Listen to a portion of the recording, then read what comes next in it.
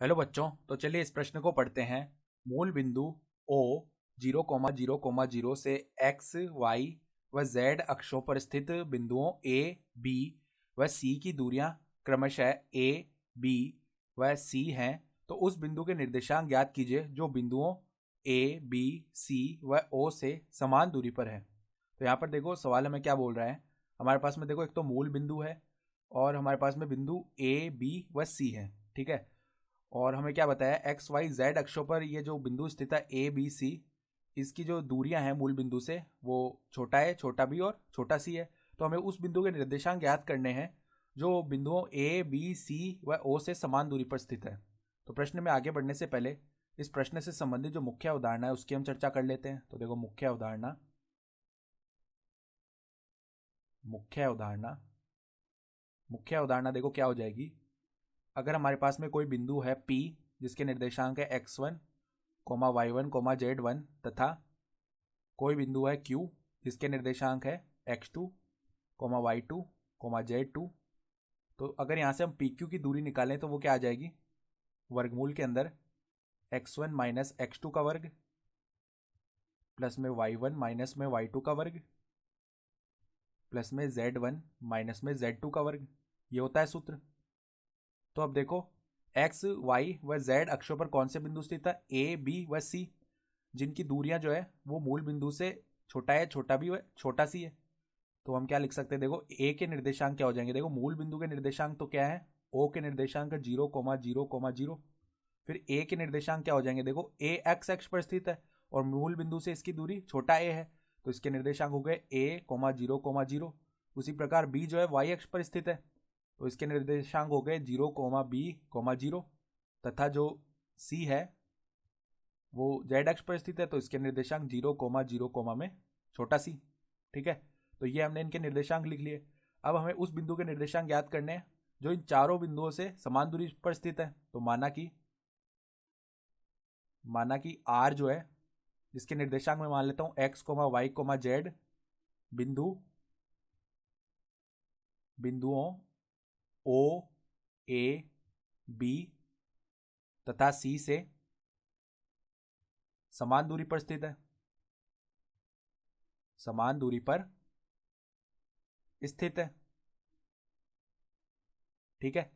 तो यहां से हम क्या बोल सकते हैं कि जो आर ओ है, आर ओ दूरी वो किसके बराबर आएगी, आर ए बराबर में किसके आएगी, आर बी बराबर में किसके आएगी, आर सी के।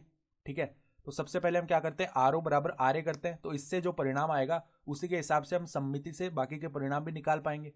तो देखो अगर आर ओ बराबर में आर ए करें हम, तो हम क्या लिख सकते हैं, देखो वर्गमूल आर ओ निकालते हैं तो वो क्या आ जाएगा, एक्स माइनस जीरो का वर्ग यानी एक्स स्क्वायर प्लस में वाई स्क्वायर प्लस में जेड स्क्वायर बराबर में आर ए निकालते हैं तो वर्गमूल के अंदर एक्स माइनस ए का वर्ग प्लस में वाई माइनस जीरो का वर्ग यानी कि वाई का वर्ग प्लस में जेड का वर्ग।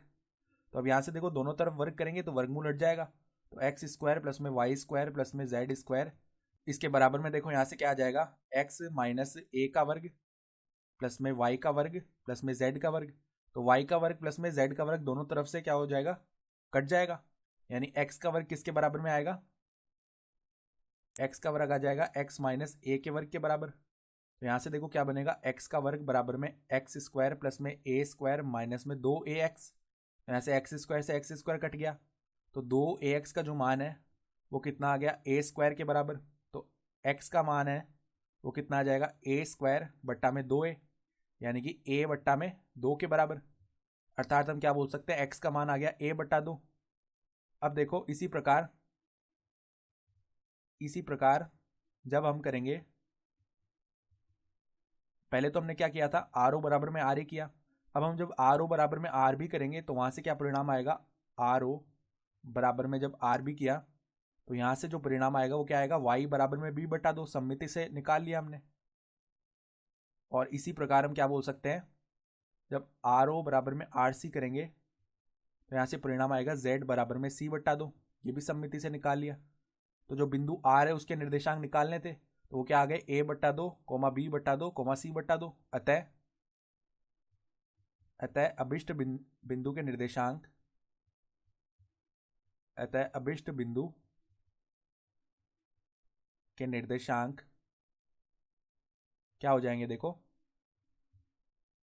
a/2, b/2, c/2, और ये जो है a/2, b/2, c/2, यही का क्या होगा? हमारा उत्तर भी आ जाएगा। तो आशा करता हूँ आपको ये प्रश्न समझ में आया होगा। धन्यवाद।